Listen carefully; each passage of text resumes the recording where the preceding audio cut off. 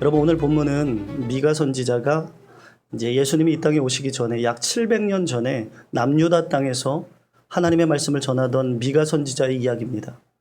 이 미가 선지자가 살던 시대는 어두운 시대, 나라의 정치가 무너지고 종교는 타락하고 가정은 무너지는 시대, 그리고 믿음의 백성들조차도 하나님의 말씀 앞에 바로 서지 못하고 자기 욕심과 우상 숭배에 빠져 있던 시대, 그런 시대였습니다. 그런 시대에 미가 선지자가 그 절망의 한복판에서 이렇게 고백합니다. 하나님, 내가 잘못했습니다. 우리가 잘못했습니다. 하나님, 제발 우리를 버리지 마시옵소서. 그 울음 뒤에 바로 오늘 본문의 놀라운 고백을 미가 선지자가 하고 있는 겁니다.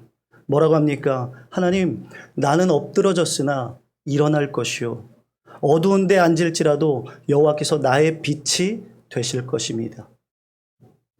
여러분, 이 고백은 실패한 자가 자기 자신을 위로하려고 애쓰는 자기 체면이 아닙니다. 죄를 인정한 사람이 그 죄에서 돌이켜 다시 하나님께로 향해 믿음을 붙들고 고백하며 회개하고 있는 믿음의 선포인 것입니다. 하나님이 우리를 우리의 죄 가운데 심판하실 수 있지만 그럼에도 불구하고 마침내 우리를 어떻게 하십니까? 일으켜 세우시고 우리를 위하여 논쟁하고 변론하실 분이시라는 고백. 오늘 이 말씀은 실수한 우리에게, 매일매일 넘어지고 좌절하고 실패하는 우리에게, 같은 죄를 끊임없이 반복하는 우리에게, 어둠 속에서 그 길을 잃은 우리에게 하나님이 말씀하시는 겁니다. 뭐라고요? 괜찮아. 그래도 괜찮아. 아니, 반드시 다시 너는 일어날 거야. 나는 여전히 너의 빛이 될 거야 라고 말씀하십니다. 그렇게 여러분, 실수해도 괜찮습니다. 실수한다고 끝이 아닙니다. 하나님은 우리를 버리신다고 말씀하신 적이 없습니다. 하나님은 지금도 여전히 나에게 다시 일어서라고 손 내밀고 계십니다. 한 소녀가 있었습니다. 태어날 때부터 장애를 가지고 태어났는데 이 소녀는 늘 목발을 짚고 다녔습니다. 상상을 해보세요. 목발 짚고 아이들이랑 놀 수 있습니까? 아이들과 뛰놀지 못합니다. 그저 집 앞에서 친구들이 뛰노는 모습을 쓸쓸하고 애처롭게 바라볼 뿐이었습니다. 그러던 어느 날, 그날도 여지없이 친구들이 노는 모습을 이렇게 보고 있는데 지나가는 엿장수가 이 소녀에게 깨엿 2개를 내밀면서 괜찮아 라고 말하면서 쓱 지나가는 거예요. 이 소녀는 그때 당시 그 괜찮아라는 말이 무슨 말인지 몰랐대요. 깨엿을 먹는 게 괜찮은 건지 아니면 목발 짚고 있는 것도 괜찮은 건지 이 소녀는 그때 분명한 뜻을 알지 못했어요. 그런데 중요한 것은 그 말의 뜻은 분명하지 않지만 그 말이 주는 위로는 분명했다는 거예요. 그날 괜찮아라는 그 말 한마디가 이 소녀의 마음속 깊은 곳에 하나의 씨앗이 되어 심기워졌다는 거예요. 그날 이후부터 시간이 흘렀습니다. 이 소녀는 열심히 인생을 살았어요. 나이가 들어 서강대학교 영문학과 교수가 됩니다. 그런데 이게 웬일입니까? 또 어려움이 닥쳤어요. 암이 걸렸어요. 암이라는 고통스러운 병과 싸우면서도 하나님을 붙들며 아름다운 시를 써내려갑니다. 하지만 자신에게 있는 장애도 병마도 그녀의 삶을 꺾지는 못했습니다. 그리고 2009년 그녀는 세상에 감동을 남기고 하나님의 부르심을 받습니다. 그녀의 이름은 장영희 교수입니다. 그 교수님이 쓴 책 살아온 기적, 살아갈 기적이라는 책에 이런 고백을 합니다. 나는 암과 싸웠고 평생의 장애를 인하여 고통받은 것 같지만 내 인생을 살아오면서 가장 큰 힘이 되어준 말 한마디, 나를 붙잡아준 그 말 한마디는 어린 시절 엿장수가 나에게 지나가며 한 말, 괜찮아 였다는 것. 사랑하는 성도 여러분, 누군가에게 따뜻한 말 한마디가 그의 인생을 바꿉니다. 특별히 낙심하고 실패한 인생에게 들려오는 이 괜찮다는 말 한마디는 하나님께서 오늘 우리에게, 나에게 주시고 싶은 음성이 아닐까요? 실수해도 괜찮아. 넘어져도 괜찮아. 실패해도 괜찮아. 나는 여전히 너의 하나님이야. 그 음성 앞에 우리는 다시 일어설 수 있기를 간절히 축복합니다. 오늘 우리도 말씀을 통해 괜찮다라는 하나님의 음성을 듣기를 바랍니다. 여러분 생각해 보세요. 사실 인생을 살다 보면 내가 가장 듣고 싶은 이야기가 뭘까요? 내가 가장 듣고 싶은 이야기, 예쁘다, 몸매 좋다, 몸짱이다, 잘생겼다, 부유해 보인다, 이런 말일까요? 다양한 이야기가 있지만 이런 말 아닐까요? 괜찮아. 괜찮아. 우리 인생에서 후회할 만한 일들이 얼마나 많이 있습니까? 얼마나 많은 실수들을 합니까? 스스로 생각해도 부족한 일들이 참 많지 않습니까? 그런데 그 실수를 누군가가 부족함을 감싸준다면, 누군가가 우리의 실수한 것들을 괜찮다라고 이야기해 준다면 참 좋지 않겠습니까? 하나님께 받은 그 사랑, 나 또한 나눌 수 있는 저와 여러분들이 되길 간절히 축복합니다. 제가 파트 전도사로 사역할 때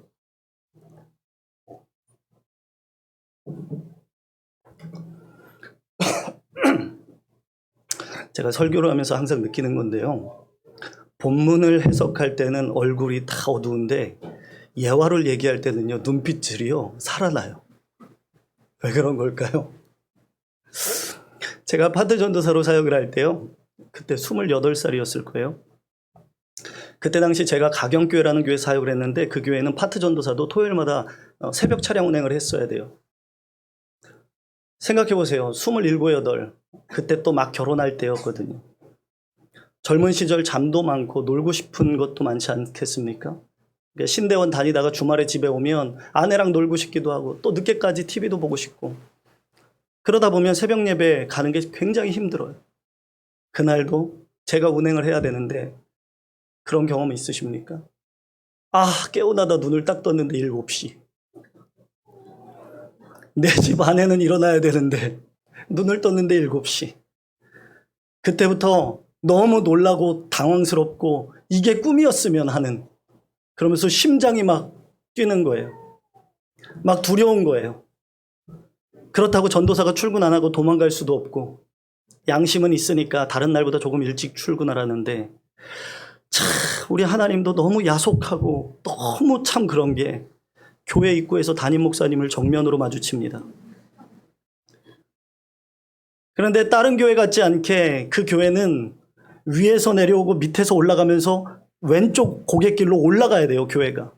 그러니까 목사님은 저쪽에서 오고 난 이쪽에서 가는 거예요. 벌써 한 10m, 20m 앞에서 벌써 목사님을 보고 인사를 몇 번을 했는지를 몰라요. 죄송하니까. 인사를 하면서 계속 앞으로 가는 거예요. 그러면서 딱 교회 입구에서 정면으로 마주하게 됐습니다. 그때의 기억은 이루 말할 수 없는 지옥과 같은 마음이었어요. 그런데 그 목사님이 저한테 이렇게 말씀하세요. 씩 웃으면서, 한 전도사 많이 피곤하지? 괜찮아. 그럴 때도 있지. 나도 그럴 때가 많았어. 걱정하지 마. 괜찮아. 성도님들한테 내가 연락할 거니까 걱정하지 마. 여러분, 저는 그때 하나님을 만났습니다. 천국을 경험했습니다. 다른 곳이 천국이 아니더라고요. 그곳이 천국이었어요. 벌써 19년 전 이야기입니다. 근데 그날 그 기억, 그 한마디가 저는 아직도 생생합니다. 우리는, 그리고 나는 항상 실수투성입니다. 실패합니다. 넘어져요. 저도 제 자신을 너무 잘 알아요. 그러나 여러분, 그것을 지적하기보다 오히려 괜찮다고 다독일 때 한 영혼이 살게 되는 겁니다. 여러분, 이처럼 하나님은 나에게 실수해도 괜찮다고, 실패해도 괜찮다고, 나는 언제나 네 옆에 서 있다고 말씀하십니다. 여러분, 성경은 실수와 실패로 얼룩진 사람들의 이야기가 가득합니다. 한번 생각해 볼까요? 아브라함은, 우리가 잘 아는 아브라함은 자기 목숨이 아까워서 아내를 2번이나 누이라고 거짓말했습니다. 모세는 욱하는 마음에 반석을 2번 내리쳐서 그렇게 광야를 뺑뺑이 돌아놓고 정작 가나안 땅에 들어가지 못했습니다. 다윗은 어떻습니까? 자신의 욕정과 정욕을 이기지 못해 충신을 죽이는 죄까지 저질렀습니다. 베드로는 어떤가요? 정말로 나는 주님의 애제자라고, 주님을 사랑한다고 그토록 말하던 베드로도 예수님을 죽음 앞에 3번이나 부인하지 않습니까?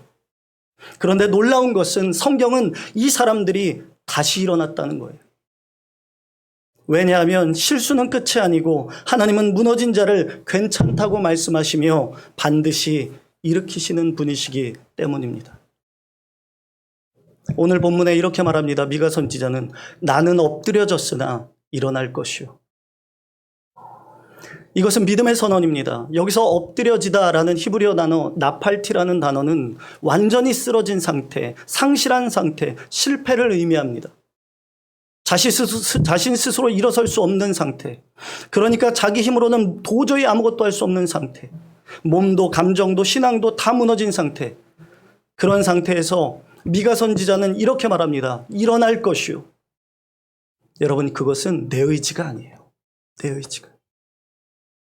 이것은 믿음의 고백인 겁니다. 내가 강해서가 아니라 하나님이 나를 붙드신다는 것을 믿는 믿음 때문에 나는 일어설 것이라는 믿음의 고백. 잠언 24장 16절 읽어볼까요? 읽어보겠습니다. 시작.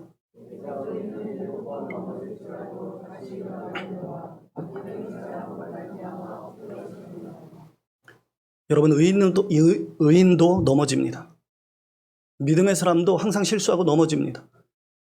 하지만 믿음의 사람과 악인의 차이가 있습니다. 믿음의 사람은 다시 일어선다는 거예요. 그게 믿음의 사람과 믿음 없는 사람의 차이인 것입니다. 한 청년이 어느 목사님을 찾아왔어요. 청년이 찾아와서 이 목사님에게 이렇게 말합니다. 목사님, 저 또 무너졌습니다. 또 실패했습니다. 유튜브에 중독되었고 음란함에 중독되었고 분노와 자책에 중독되어서 제 스스로를 어찌할 수 없는 감정 컨트롤이 되지 않습니다. 그러니 말씀도 손에 안 잡히고 기도도 안 됩니다. 그때 목사님은 이렇게 말했어요. 참 이 목사님 멋진 목사님이에요. 이 목사님이 이렇게 말합니다. 청년, 그건 믿음이 없어서가 아니라 하나님 앞에서 스스로가 회복되기를 원한다는 증거예요. 청년의 마음속에 성령님이 네가 지금 회복되기를 원하시기에 지금 자책한 마음을 주시는 거예요. 정말 믿음이 없으면 괴롭지도 않아. 정말 믿음이 없으면 다시 일어서고 싶은 마음도 없어. 지금이야말로 하나님이 너를 만지시는 시간이에요. 참 멋져요. 그때 청년은 그 자리에서 울었다고 그래요. 그리고 집에 가서 다시 성경을 펼쳤습니다. 그렇게 그 청년의 회복은 시작되었습니다. 여러분, 내 의지가 아닌 하나님이 나를 일으키시는 겁니다. 내가 믿으면 믿음의 선포를 스스로에게 하십시오. 나는 일어설 거야. 그럴 때 하나님은 우리의 회복을 시작하실 줄로 믿습니다. 우리가 잘 아는 베드로 어떻습니까? 주님을 위해 죽음을 준비할 때 주님을 위해 죽을 준비가 돼 있습니다 라고 얼마나 많이 호언장담했습니까? 그런데 여종 앞에서조차 여지없이 3번이나 무너지지 않습니까? 그리고 누가복음 22장 61절에 닭이 울고 예수님의 눈과 마주쳤다고 성경이 기록합니다. 가장 아픈 눈빛, 가장 부끄러운 순간. 하지만 부활하신 주님은 그 베드로에게 다시 찾아오셔서 이렇게 묻습니다. 내가 나를 사랑하느냐? 그 말은 네 실수를 기억한다. 하지만 넌 여전히 내 자녀야. 넌 여전히 내 사람이야. 그러니 내 양을 이제 일어서서 먹여라. 다시 시작하자라고 말씀하시는 겁니다. 예수님은 실패한 베드로에게 사명을 회복시켜 주셨습니다. 사랑하는 성도 여러분, 하나님은 실패했다고, 실수했다고 그것을 묻지 않으십니다. 다시 일어서고자 할 때, 믿음으로 주님을 의지할 때 다시 길을 여실 줄로 믿습니다. 그러니 여러분, 실수 좀 해도 됩니다. 무너져도 좀 괜찮습니다. 하나님은 절대 우리를 버리지 않으십니다. 오늘 미가처럼 고백하십시오. 나는 엎드려졌으나 일어날 것이요. 내가 어두운 데 앉아 있을지라도 여호와께서는 나의 빛이 되실 것이라. 하나님은 쓰러진 자를 다시 일으키시는 분인 줄로 믿습니다. 그러니 그 자리에서 다시 시작하십시오. 우리 옆에 분들과 인사할까요? 괜찮아. 괜찮아. 괜찮아. 괜찮아. 저에게도 얘기해 주실래요? 괜찮아. 그런데 중요한 것이 있어요. 괜찮아요. 하나님 앞에 다 괜찮아요. 그런데 괜찮다고 해서 가만히 있으면 되는가? 그렇지 않아요. 믿음의 고백뿐만이 아니라 힘겨워도 발걸음을 내디뎌야 됩니다. 믿음으로. 중요한 것은 내 스스로에게 믿음을 선포하며 난 일어설 거야 라고 하면서 하나님께 가까이 가려고 몸부림침이 내 안에 있어야 된다는 거예요. 최헌식 목사님이라는 분이 쓴 책 괜찮아? 내 인생 하나님이 있잖아 라는 책에 보면 아바크라는 히브리어 단어를 가지고 책의 내용을 이어갑니다. 써내려갑니다. 이걸 보니까 창세기 32장 24절에 보니까 이런 말씀이 나오죠. 야곱은 홀로 남았더니 어떤 사람이 날이 새도록 야곱과 씨름하다가, 아시죠 이 말씀? 여기서 씨름하다라는 히브리어 단어가 아바크입니다. 그런데 이 씨름하는 단어 아바크는 씨름하는 당사자들이 먼지를 뒤집어 쓴 채 기도하다라는 의미가 있대요. 그러니까 무슨 이야기입니까? 우리가 아는 것처럼 야곱이 씨름했던 상대는 하나님의 사람, 즉 하나님을 뜻하는 것입니다. 그러나 하나님과 지금 실제적으로 씨름을 했을 수도 있지만 이 아바크라는 단어를 보면 하나님과 먼지를 뒤집어 쓰듯이 치열하게 뭐 했다? 기도했다는 거예요. 치열하고 간절하게 승부를 걸며 하나님께 기도했다는 거예요. 누가? 야곱이. 예전에 우리가 전설적으로 듣던 이야기들이 많이 있지 않습니까? 예전에 기도원 가면 뭐 하나 정도는 뽑아야 돼요? 소나무 뿌리 하나는 좀 뽑고 내려와야, 그렇죠? 어떻게 기도하면 소나무 뿌리를 뽑을 수 있습니까? 제가 예전에 산에 산기도를 갔는데요. 여러분, 영적으로 충만한 사람이 아니면 산기도 조심하십시오. 기도하다 보면 누가 뒤에서 땡겨요, 자꾸. 이렇게 소름 끼치게요, 막. 이렇게 하고. 그러다 거기에 마음이 딱 뺏기면 그때부터 더 땡겨요, 막. 뒤에 누가 서 있는 것 같고, 막. 쉽지 않아요. 우리 청년들을 데리고 한번 수련회 때 좀. 아무튼 그 말은 뭐예요? 진짜 소나무 뿌리를 뽑았다는 게 아니에요. 그만큼 간절하게 기도했다는 거예요. 그러면서 이 최헌식 목사님이 아주 재밌는 일화를 소개해요. 자기 집에 막내가 7개월 됐을 때 이 아이의 특징은 절대로 엄마 아빠와 떨어지지 않기였다고 해요. 안 떨어지는 거예요. 24시간을 아이와 함께 있는 것이 너무 힘들어서 하루는 훈련을 시켜야 되겠다 생각을 했어요. 혼자 자는 훈련. 그날 밤 부부는 마음을 다부지게 먹고 아이를 혼자 침대에 눕혔습니다. 그리고 나왔어요. 아이가 어떻게 했을까요? 울었죠. 당연히 울었어요. 좀 지나치다 싶을 정도로 우는 거예요. 근데도 이번에는 끊어내야 되겠다 하고 이 부모님이 오기를 가지고 좀 지나면 괜찮아지겠지 생각을 했어요. 1시간, 2시간. 아이가 지칠 기미가 없는 거예요. 숨이 넘어가요. 아빠의 오기가 또 발동했어요. 내가 너의 아빠다. 누가 이기나 보자. 하고 시작한 싸움이 3시간이 접어들었을 무렵. 이 아빠가요. 전심으로 최선을 다해 운다는 것을 느꼈을 때 이 아빠는 결국 포기했어요. 그래서 들어가서 아이를 안아주고 아이와 같이 잤습니다. 그러면서 이 최헌식 목사가 하는 말이 그때 알았대요. 어려움이 있을 때 하나님 앞에 2시간만 울자. 전심으로 하나님 도와주지 않으면 전 죽습니다 하고 울자. 그러면 하나님이 이렇게 생각하시지 않을까. 저 녀석 저러다가 숨 넘어가서 죽겠다. 쟤 저러다가 애 잡겠다. 내가 안아줘야지. 야곱의 기도가 바로 이것이 아바크예요. 조금 전에도 언급했지만 야곱이 씨름한 상대는 여러분 사람이 아니라 누구예요? 하나님이셔요. 사람과 신이 씨름을 하는데 신이 진다는 것이 말이 됩니까? 상식적으로? 씨름해서 야곱이 이겼다는 게 말이 됩니까? 이것이 말이 되려면 어떻게 돼요? 야곱이 이긴 게 아니라 하나님이 져준 거예요. 신이 져준 거. 그것이 야곱의 기도였던 거예요. 여러분 실수해도 괜찮아요. 하지만 믿음으로 일어서기 위하여 하나님과 아바크가 있어야 돼요.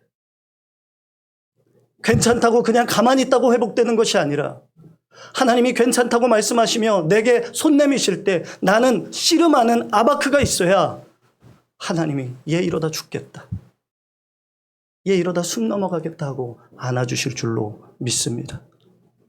그 은혜가 우리 안에 있기를 간절히 축복합니다. 그렇게 내가 믿음으로 아바크할 때, 씨름할 때 내가 믿는 하나님은 끝까지 내 편이 되어주심을 잊지 마십시오. 9절 읽어보겠습니다. 오늘 본문 미가서 7장 9절입니다. 시작.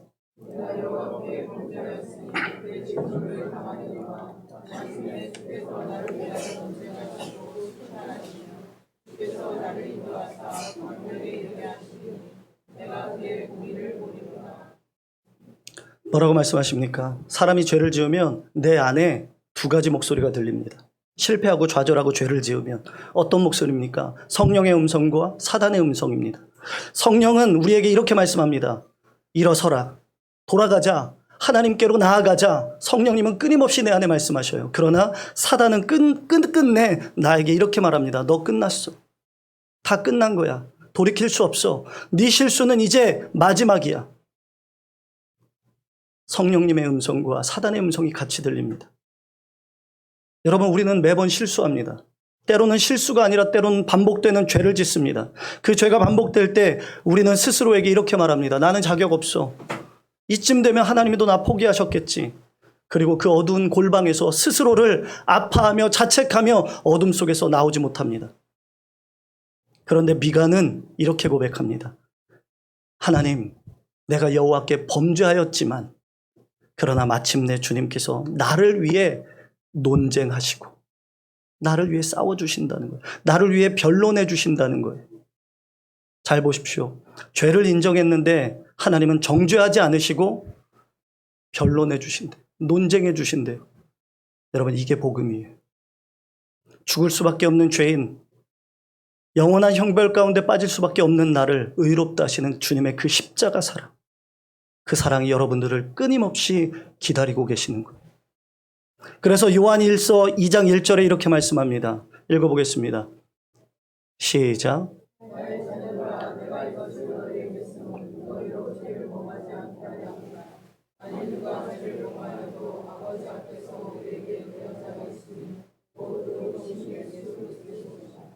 여러분, 잊지 마십시오. 실수해도 괜찮아요. 그러나 우리에게 아바크가 있으면 하나님은 끝까지 내 편 되어 주십니다. 복음은 우리에게 죄를 안 짓게 하는 게 아닙니다. 죄를 지었을 때 끝난 게 아니라는 것을 알게 하는 거. 내가 아니라 예수님이 내 편 되어 주셔서 주님께서 나를 의롭게 하신다는 그 말씀, 그것이 복음입니다. 그 복음의 말씀을 붙들고 일어서는 저와 여러분들이 되길 간절히 축복합니다. 한 청년이 음란 중독에 빠져서 벗어날 길이 없어서 몸부림치고 있었습니다. 도서관에서 말씀을 읽고 찬양을 듣고 아무리 몸부림쳐도 다시 무너지고 또 무너지고 또 무너졌습니다. 그때 스스로에게 이렇게 말했대요. 이제 하나님도 내게 실망하셨을 거예요. 이제 그만하자. 이제 그만하자. 기도도 안 나오더랍니다. 그래서 목사님이 이렇게 물었대요. 그 청년에게. 너 지금 하나님 앞에 부끄러워서 이제 너무 죄송해서 기도 못하는 거지? 그랬더니 그 청년이 이렇게 말하더래요. 네. 그러면서 고개를 떨구더래요. 그때 이 목사님이 이렇게 말했어요. 지금이야말로 네가 믿는 그 하나님이 너의 변호자가 되실 거예요. 네 안에서 너를 고발하는 사단의 소리에 집중하지 마. 귀 기울이지 마. 너를 끌어안으시는, 너를 품어주시고 기다리시는 주님의 음성에 집중해. 그러면서 성경을 펴서 이렇게 이 말씀을 읽어줬대요. 로마서 8장 1절. 그러므로 이제 그리스도 예수 안에 있는 자에게는 결코 정죄함이 없나니. 그 청년이 그 자리에서 펑펑 울었대. 그리고 이렇게 고백했습니다. 나는 죄인이지만 끝난 게 아니구나. 여전히 하나님은 나를 사랑하시고 나를 기다리고 계시는구나. 사랑하는 성도 여러분, 혹시 우리의 마음속에 이런 마음이 있는 분들 없으십니까? 나는 자격 없어. 나는 너무 많이 넘어졌어. 이제 그만하고 싶어. 하나님도 나 같은 사람은 포기하지 않으셨을까? 그런데 복음은 우리에게 오늘 분명하게 말씀합니다. 괜찮아. 지금이라도 나에게 돌아와. 지금이라도 내 손을 잡아줘. 그렇게 하나님께로 나아갈 때 하나님께서는 우리를 다시금 일으켜 세우시고 우리를 붙드실 줄로 믿습니다. 혹시 배우자에게 상처 준 분 계십니까? 혹시 지체들에게 아픔을 준 분 계십니까? 자녀들의 마음을 어렵게 한 분 계십니까? 또는 들키지 않아서 11계명처럼 누군가에게는 젠틀한 모습이지만 스스로 반복되는 죄로 인하여 자책하며 스스로 힘들어하는 분 계십니까? 또는 기도가 메말라서 기도가 나오지 않고 예배가 무감각한 분 계십니까? 그래도 괜찮습니다. 하나님은 여전히 오늘 여러분들을 기다리십니다. 여전히 나를 변호하시는 분, 무너진 자리에서 다시 시작하시는 그 하나님이 여러분들이 아바크하기를 기다리고 계십니다. 그 하나님 앞에 미가서 7장 9절 마침내 주께서 마침내 그 마침내를 붙잡는 저와 여러분들이 되길 간절히 축복합니다. 더 이상 미루지 마십시오. 주저하지 마십시오. 괜찮다고 말씀하시는 그 하나님께 아박하며 믿음의 걸음을 마침내 내디딜 때 저와 여러분들의 삶 속에 풍성한 회복과 하나님의 일하심이 우리 안에 생길 줄로 믿습니다. 이렇게 고백했으면 좋겠어요. 힘들 때마다 하나님, 저 다시 일어서겠습니다. 저 어두운 곳에 지금 있지만 주님이 저의 빛 되시는 것을 믿사오니 주님, 다시 하나님의 사람으로 살겠습니다. 그러니 주님 나를 붙들어 달라고. 그렇게 기도할 수 있는 이 한 주간이 되기를 간절히 축복합니다.